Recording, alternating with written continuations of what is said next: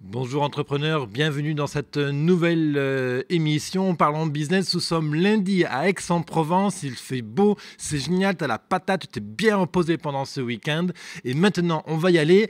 Cette semaine, on va parler de fidélité, de recurring, de rétention client, de taux de rétention. Oui, effectivement, c'est un des thèmes qui souvent pourquoi, je ne sais pas, mais qui est très très souvent oublié ou carrément ignoré par les entrepreneurs. Et c'est bien dommage parce que c'est une vraie mine d'or pour ton business. En toute logique, la semaine dernière, je te parlais d'activation, hein, tu sais, donc tu as des prospects, tu as des clients potentiels qui tournent autour de ta boîte et donc comment les transformer en clients, c'est ce qu'on appelle l'activation.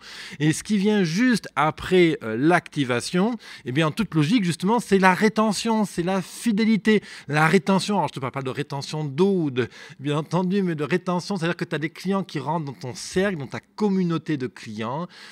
Et le but, bien sûr, c'est qu'ils te restent fidèles, qu'ils restent vraiment loyaux à ta boîte, à ton histoire, qu'ils achètent des produits chez toi, et donc, bien sûr, qu'il y a un minimum chez la concurrence.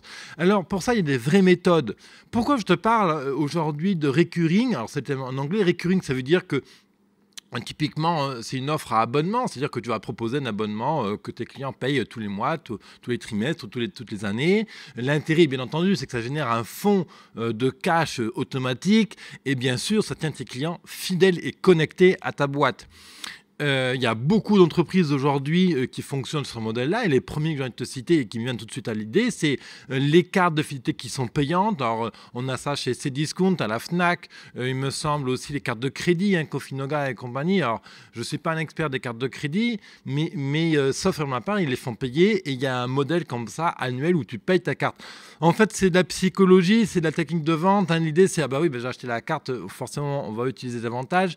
Mais bon, c'est plus complexe que ça. Ce qu'il faut reconnaître et comprendre, je veux dire, c'est qu'on va travailler cette semaine le lien entre ton client et ton entreprise pour faire en sorte que le client reste dans ton cercle à toi.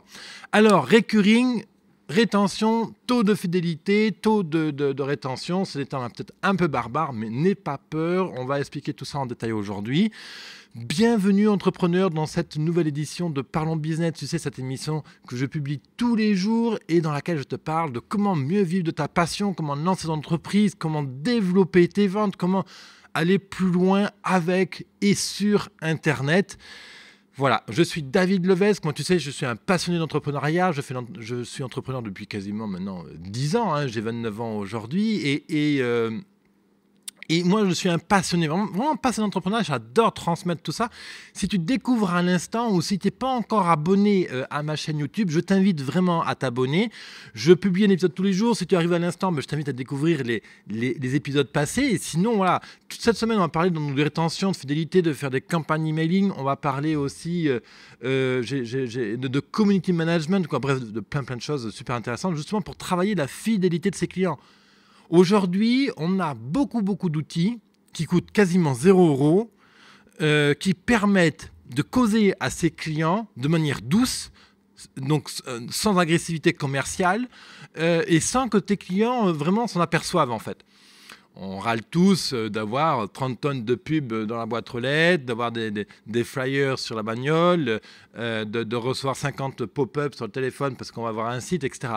Il y a des tonnes de techniques qui permettent de faire de la pub pour communiquer à ses clients actuels, hein, pas pour la prospection, hein, je parle bien atteindre des clients qui ont déjà acheté vraiment des produits à ton entreprise.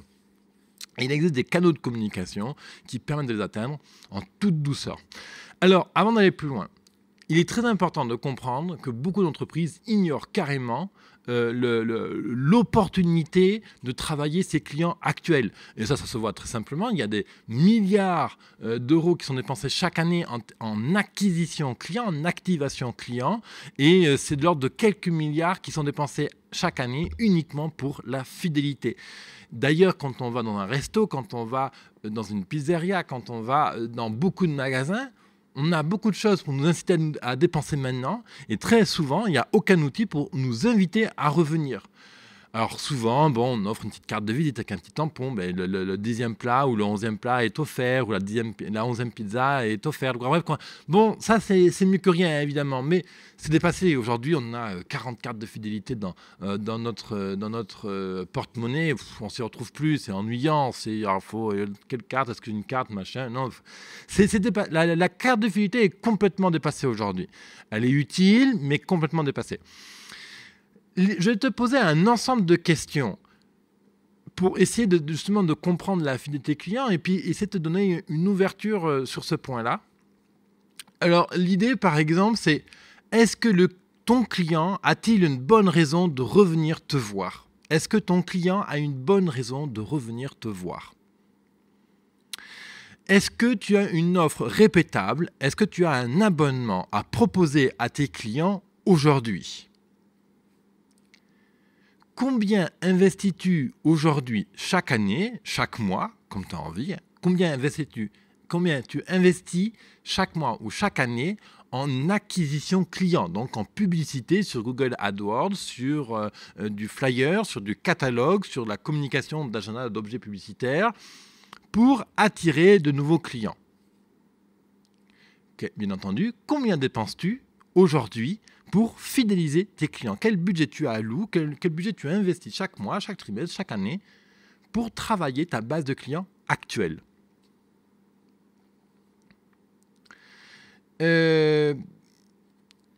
Alors, il y a plein de techniques de fidélisation. Les quelques questions là, normalement, ont éveillé quelque chose. Le premier truc que je te conseille, quel que soit ton métier, quel que soit ton job, ta religion, ton pays, ta culture, etc., crée une offre qui doit être répétable. Fais en sorte que ton client ait toujours une raison de venir te voir. Tu vends des clims, tu vends les kits d'entretien des clims, par exemple. Alors, en règle générale, ça se fait naturellement. Mais le problème, quand tu vends des clims, et la plupart des boîtes qui vendent des clims et qui vendent les outils de maintenance compagnie, n'ont pas forcément le réflexe de proposer systématiquement, lors de l'achat de la clim, le contrat de maintenance. Même si le contrat de maintenance est à un prix minimum, ça permet de faire le lien. Le client paye son contrat de maintenance, je dis un budget au hasard, 200 € à l'année. Si le client un jour a un problème avec sa clim, même si la clim est hors garantie, le premier réflexe, oui, j'ai payé un contrat, j'appelle telle boîte. Donc la boîte va dire, bah oui, bah, écoutez, bon, bah, là, c'est pas couvert par le contrat de maintenance, bah, il faut faire un devis, machin. Donc on augmente vraiment les chances d'optimiser, de développer son chiffre d'affaires, tout simplement. Le client, il t'a déjà fait un acte de confiance, il t'a déjà attribué sa confiance et son estime quand il a acheter cette clim dans ton bureau, etc. Donc, il faut profiter de cette confiance qui est si dure à obtenir. Vraiment, aujourd'hui, on est tous les clients, on est tous super sollicités par la publicité en permanence. Regarde, moi, c'est une des raisons pour lesquelles je n'écoute plus la radio ni la télé, c'est que dès que tu allumes, paf, alors la promo PQ chez Auchan, ah ben les boîtes de machin sont moins chères à Leclerc, sur la TV, ah ben c'est la meilleure bagnole pour être plus sexy, mieux draguer les gonzesses, voilà. C'est que ça à tout bout de champ. Qu'est-ce que tu veux retenir là-dedans? Nous, petites entreprises qui n'avons que quelques dizaines de milliers d'euros de budget d'investissement, ou peut-être plus si tu as une PME, mais on n'a aucun poids face à tout ça. Donc, en plus de ça, un client qui vient te voir, c'est quelqu'un qui recherche, à mon avis, moi c'est comme ça que je le vis aujourd'hui, il recherche de la proximité. Alors, vends-lui de la proximité. Donc l'idée, si tu as un pressing, si tu vends du bois de chauffage, si tu vends des clims, si tu vends des plantes de décoration, tu vois, des plantes là comme ça là, pour décorer des bureaux, bon, eh bien propose systématiquement une option, quelque chose pour fidéliser tes clients. C'est capital. T'es informaticien, propose un contrat de maintenance. Je sais pas, tu peux inventer plein de choses, il n'y a que ta créativité qui te limite. Faut vraiment pas avoir peur d'être idiot là-dessus. Tu testes un nouvel abonnement, ça marche pas. Bon, tu testes, tu apprends. Si tu es informaticien, propose un abonnement 5 € par mois qui donne droit, par exemple, à un newsletter, à un conseil chaque jour. Je dis vraiment là au hasard, tu vois, mais on peut imaginer plein d'offres comme ça où alors tu es informaticien, propose un contrat de maintenance à 150 € pour les freelances, 150 € par trimestre, par exemple. Et fais le calcul, si tu es informaticien et que tu as, allez, admettons, une base de 100 clients hyper fans là-dessus, il est très très probable qu'il y ait allez, 20% de ces clients-là qui prennent ce contrat de maintenance parce qu'elles ont un besoin vraiment important de faire en sorte que leurs 2-3 ordinateurs fonctionnent toujours 100% pour pouvoir faire leur devis, pouvoir travailler sur leur maquette commerciale ou ce qu'elles ont besoin de faire au quotidien pour faire leur business, quoi. En plus, l'argumentaire de vente est facilité. Ces clients-là t'ont déjà fait confiance. J'insiste sur ce point-là, mais c'est tellement, tellement important. Regarde-toi, pense à toi, quand tu vas dans un restaurant, regarde l'énergie que tu dépenses à choisir quel restaurant tu vas aller manger et inviter ta copine ou ton copain. Combien d'énergie tu dépenses? Et une semaine plus tard, un mois plus tard, tu veux aller au restaurant. Qu'est-ce que tu fais? Tu te dis, ah oui, mais non, alors surtout pas ce restaurant-là. La dernière fois que j'y suis allé, ça a été une catastrophe. Ah bah écoute, je connais ce restaurant-là, c'était bien. La dernière fois, ça s'est bien passé, j'y retourne. Pourquoi tu y retournes? Parce que tu es sûr de la valeur que tu vas avoir dans ce restaurant-là, et surtout parce que ça t'évite une grosse peine, une grosse galère de encore chercher un nouveau restaurant. Et c'est là-dessus qu'il faut exactement jouer. Tu vends des clims, tu dis à ton client, ben voilà, vous allez le trouver.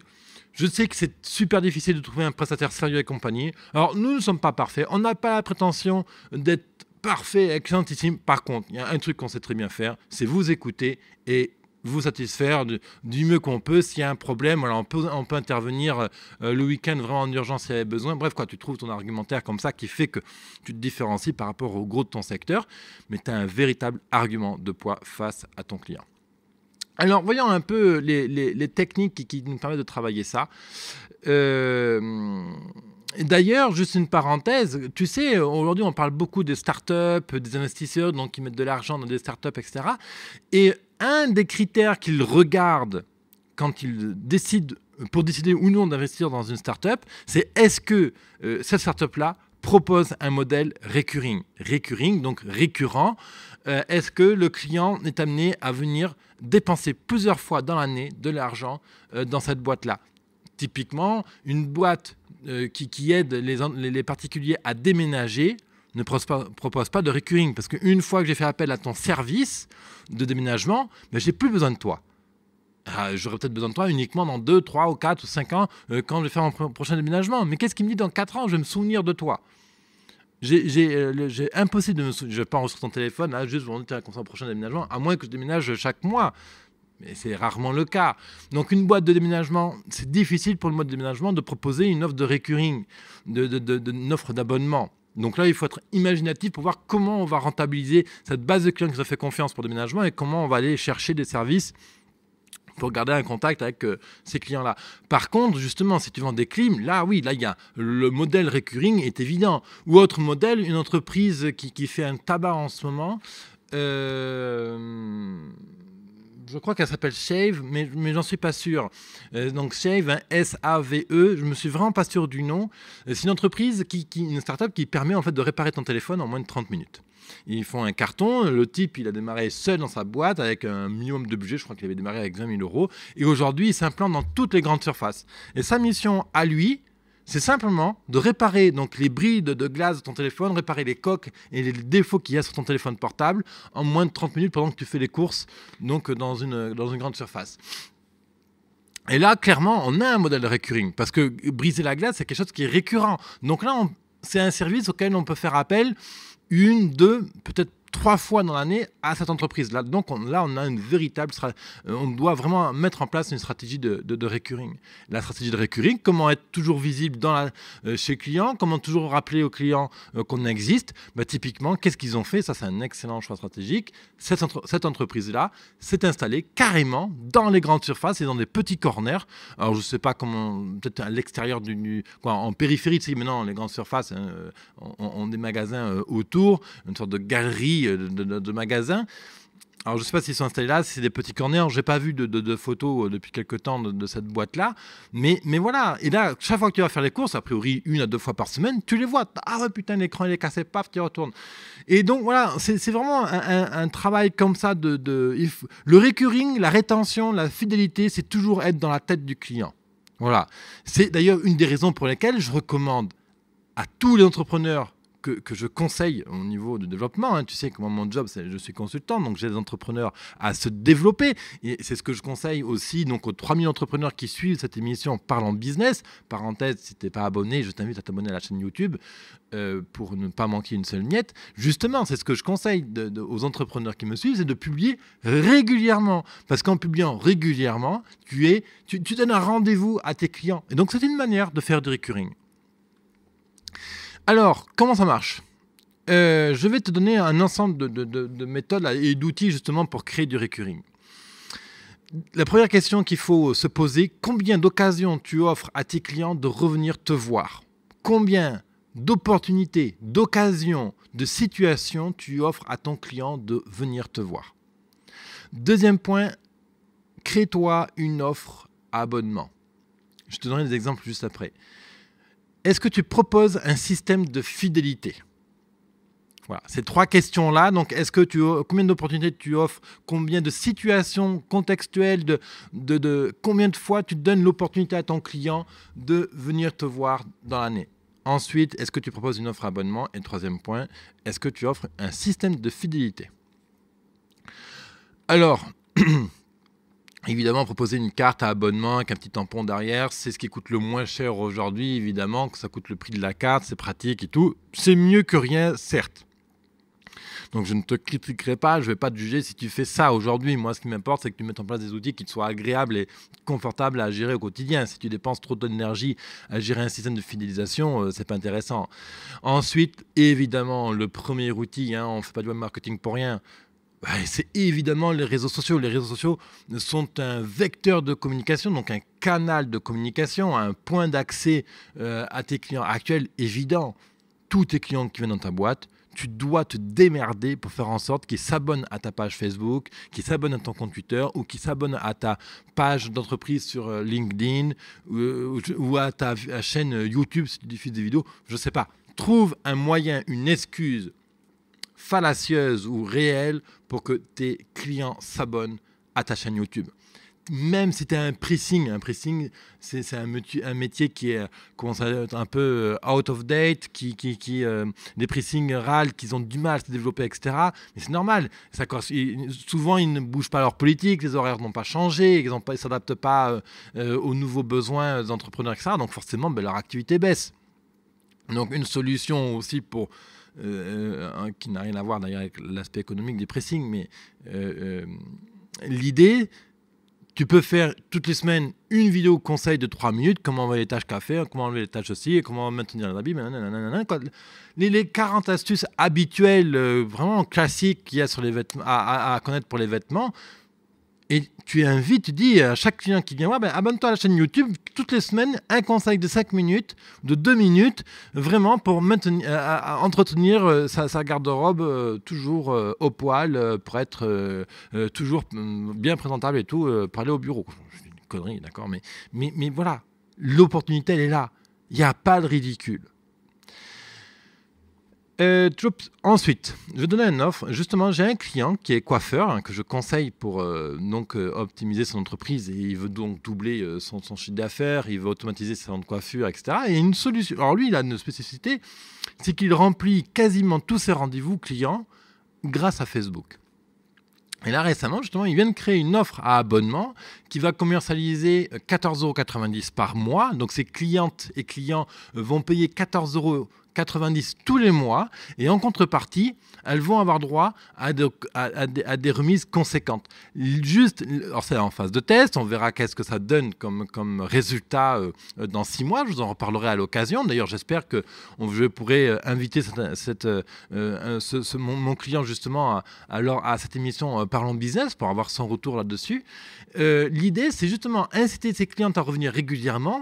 Alors, il vise son client type qu'il cible, c'est vraiment les femmes qui aiment donc maintenir les cheveux, faire des couleurs, des soins beauté, manucure et compagnie. Donc, offrir à travers cet abonnement une excuse à ces dames de venir plus souvent.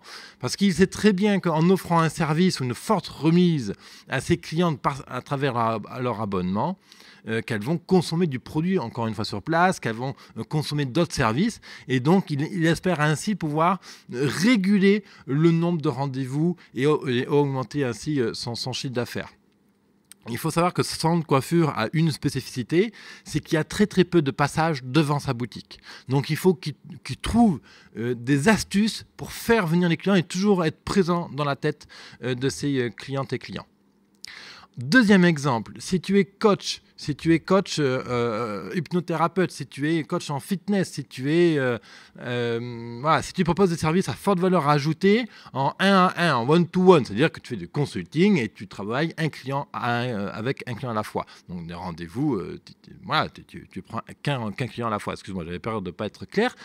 L'idée, alors ça je te le recommande, mais fais-le, quoi. Il n'y a même pas de question à se poser en fait. Tu vends tes services de formation, de consulting, de coaching, tout ce que tu as envie. Et derrière ça, tu proposes un abonnement, cher ou pas cher, la question en fait n'est pas là, un abonnement à un espace privé en ligne dans lequel tu publies régulièrement, tous les jours, toutes les semaines, tous les mois. C'est toi qui décides du rythme. Et là-dedans, tu proposes un contenu à très forte valeur. Donc, techniquement, tu dis à ton client, ben voilà, regarde, je te propose... tu m'as payé 1 000 € ma formation aujourd'hui, là, pour la journée. Eh bien, écoute, moi, je te propose de continuer parce que ce qui compte, c'est que tu nourrisses ces connaissances, que tu ailles plus loin. En plus, tu as un fort potentiel dans tel domaine. Ce serait quand même dommage de ne pas le travailler à fond. Et justement, pour les clients comme toi, je propose un abonnement de 45 €, de 70 €, de 100 € tous les mois. Et tous les mois, justement, tu vois, je propose 3 formations complètes d'1 heure. Et qui vraiment te permet d'aller plus loin dans tes connaissances, de passer au niveau supérieur, etc., etc., etc. Si ton client a déjà dépensé 1 000 € par exemple pour une journée de formation, il est très probable qu'il dépense 100 € par mois, ou peu importe en fait le budget que tu lui proposes, mais vraiment il y a un rapport, il faut comprendre le ratio fort investissement pour une journée ou 1 heure ou une semaine et la petitesse, ça existe, quoi, le petit montant de ton abonnement. L'écart psychologique est tel que ton client a vraiment de fortes chances d'accepter cette proposition-là. Deuxième point, on appelle ça de l'upsell ou du downsell en fonction du sens qu'on le prend. L'idée, c'est qu'un client qui a déjà fait un achat, il est très probable qu'il fasse ce second achat parce qu'il a déjà été satisfait par le premier, donc souvent il a envie d'aller plus loin. Deuxième truc, il y a toujours 20% à peu près des clients qui veulent le meilleur, qui veulent toujours aller plus loin, 20% des clients qui veulent toujours plus, qui sont super satisfaits, 20% après de clients qu'on appelle des fans ou les fameux early adopters. Ces clients-là, proposent-leur une offre de long terme, de rétention, de recurring, justement. C'est eux qui vont nourrir cette base, qui vont parler de toi, qui vont nourrir sa bouche à oreille. Donc, propose-leur. Ils ont envie de dépenser du fric. Ils adorent ta manière de travailler. Ils adorent comment tu travailles. Ils adorent ta tronche. Ils adorent tes expressions, tes défauts, ton humilité, ton humour. Si tu as de l'humour, voilà quoi. Tu vois le truc. Et ça, faut pas passer à côté. Surtout si tu proposes des services à forte valeur ajoutée. Alors, un exemple concret. Disons que tu es hypnothérapeute ou coach fitness et que tu factures 70 € de l'heure. OK, un service, coaching, machin, 70 € de l'heure. Propose un abonnement à 19 € par mois. 19 € par mois. Et tu dis à ton client, eh bien voilà, 2 fois par mois, je publie une formation d'1 heure qui te permet d'aller plus loin sur les sujets qui t'intéressent à travailler, à savoir ça et ça. OK, je fais un calcul tout con, vraiment, c'est une multiplication, c'est simple à savoir, à faire, mais si tu arrives à avoir 100 abonnés qui payent 19 € tous les mois, ça fait 1 900 € tous les mois qui rentrent à ne rien faire. Quand tu dors, tu as des gens qui te payent tous les mois pour avoir accès à ce contenu exclusif. Et devine quoi, hein, je te laisse deviner. Bah, c'est tout con. 1 900 € x 12, ça fait 22 000 €. Alors, si tu me dis que tu as envie de cracher sur 22 000 €, pas de problème. Alors, aujourd'hui, quand on est coach, consultant, etc., on a très souvent, si tu exerces depuis 2 ans, admettons, tu as facilement une base de 200, 250, 300 clients actifs. 200, 300 clients qui sont venus te voir, qui ont acheté soit l'offre minimale, soit qui ont acheté une offre plus complète, etc.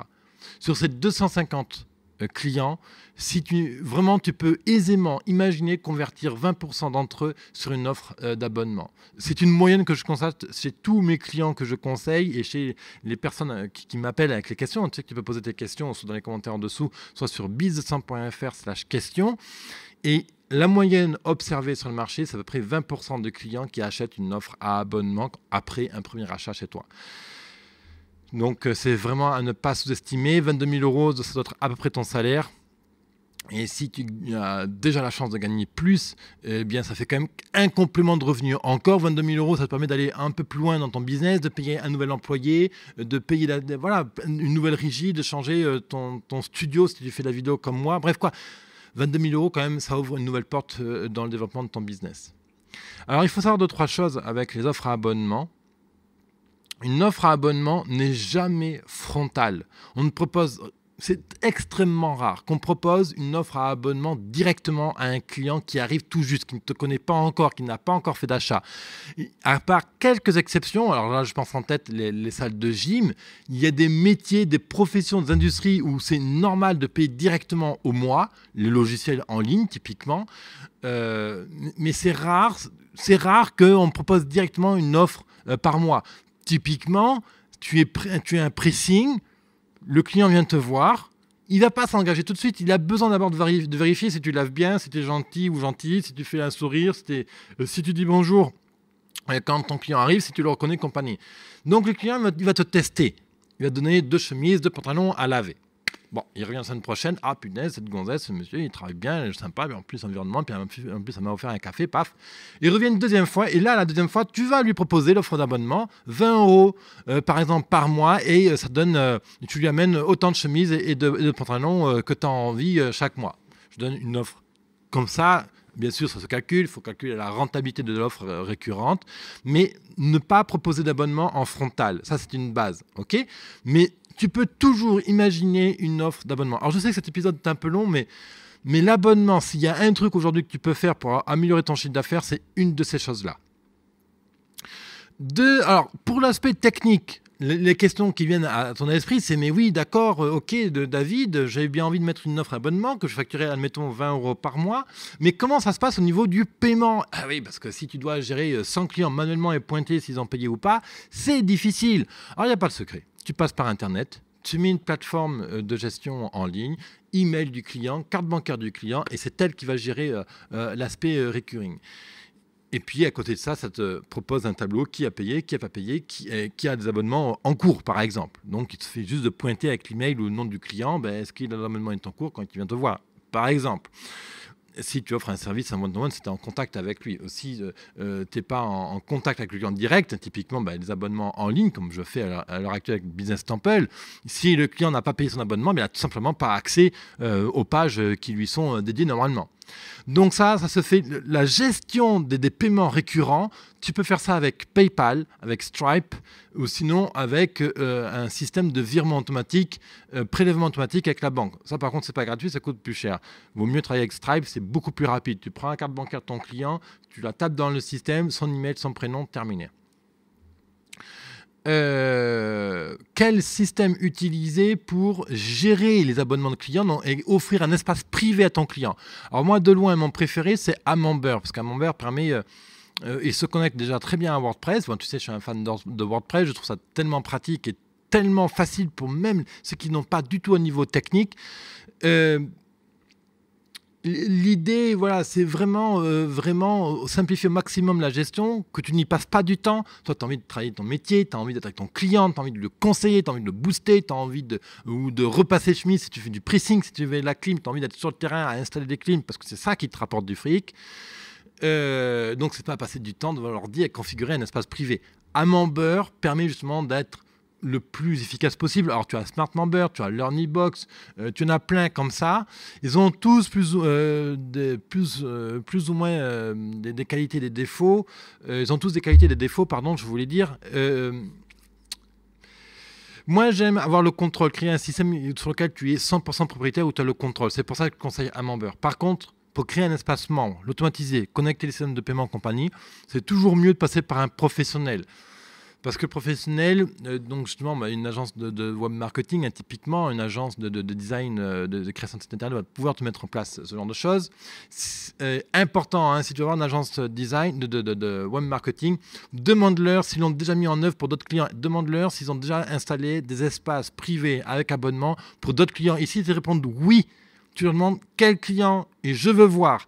C'est la base quand on choisit une agence web externe. Pour faire du travail, donc forcément ça va coûter tout de suite un peu de budget. Il faut être sûr que cette agence-là soit capable de faire. Il y a deux types d'agences web aujourd'hui sur le marché. Il y a les agences web qui font du site vitrine et qui par définition ne sont pas capables de créer des sites qui déclenchent la vente.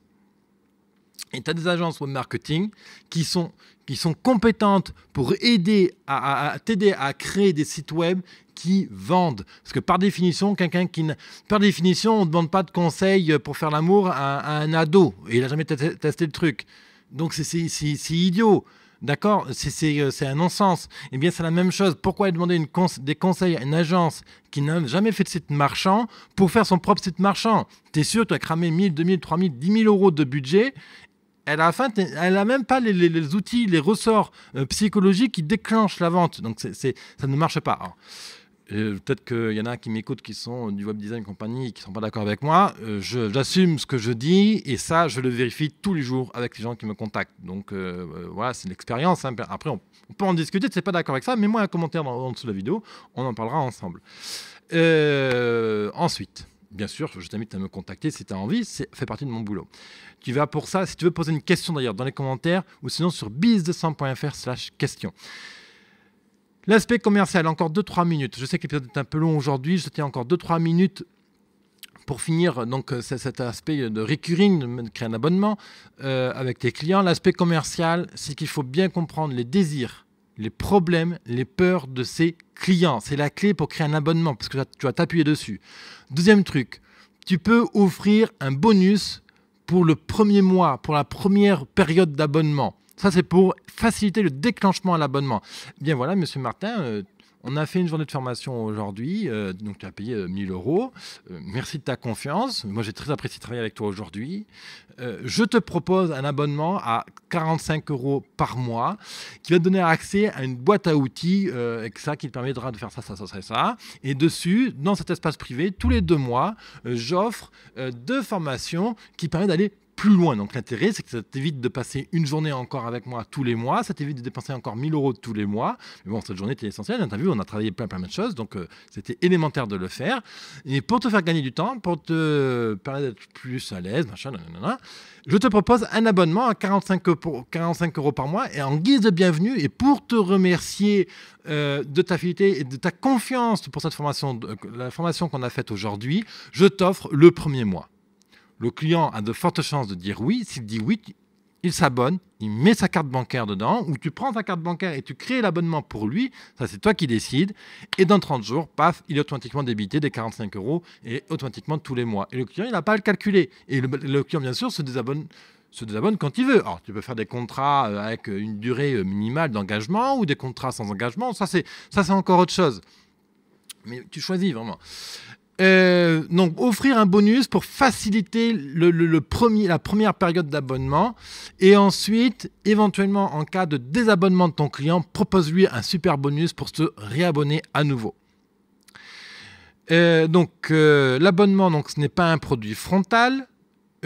Si ton but, c'est exclusivement de vivre avec des abonnements, l'idée dans ce cas-là est de créer une petite offre qu'on appelle low cost, qu'on vend en général moins de 10 euros. Tu vas créer une offre super complète avec du contenu génial, super, que le client soit bluffé par la quantité de contenu que tu lui as donné. Il va payer ça 7 ou 10 euros. Il va dire putain, mais pour 7 ou 10 euros, mais j'ai eu tout ça, mais incroyable, it's amazing boy. Ok, et tu lui proposes, bien sûr, dans une certaine séquence d'emails ou de temps, un ensemble d'outils, machin, et puis progressivement, tu l'amènes. Mais là, tu lui dis, voilà, regarde, j'ai cette offre-là, 100 euros tous les mois ou 45 euros tous les mois, qui te donnera ça et ça. Et le client va se dire, mais putain, mais pour 7 euros, 7 $, j'ai eu droit à tout ça. Alors, pour 45 euros, je vais avoir beaucoup plus alors. Donc, je vais vraiment pouvoir, disons que tu sois coach en fitness, alors je vais vraiment pouvoir améliorer ma santé, mon bien-être, perdre du poids et tout le bordel. Et donc, voilà, l'offre low cost pour faciliter le premier enclenchement, la première activation. Et derrière ça, propose-lui ensuite à une follow-up d'email un abonnement régulier. Aussi, pour faciliter l'abonnement, le premier abonnement, c'est toujours le premier mois, la première période qui est la plus difficile à enclencher. Une fois que le client teste, pour tester, justement, propose-lui une période d'essai gratuite ou à un prix limité. C'est ton offre mensuelle, en même temps, est à, disons, 45 € tous les mois. Propose-lui d'essayer pour 1 € symbolique sur le premier mois, par exemple. Donc voilà, c'est ça l'idée de l'abonnement. J'espère que cet épisode, tu l'as apprécié. À mon avis, si tu écoutes jusqu'à présent, c'est que ça t'intéresse.